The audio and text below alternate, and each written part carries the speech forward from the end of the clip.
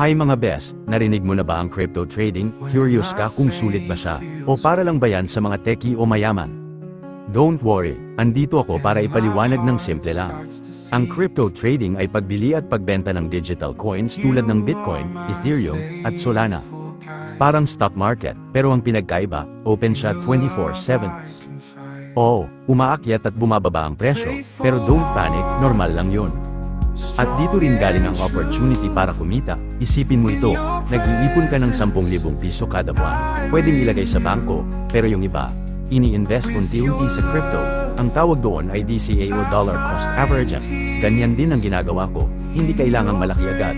Basta consistent. Pero tandaan, hindi ito quick rich scheme. Kailangan ng tiyaga, aral, at tamang diskarte. Kaya kung gusto mong matuto pa, follow mo na ako. Let's grow together. Kaya natin to, best.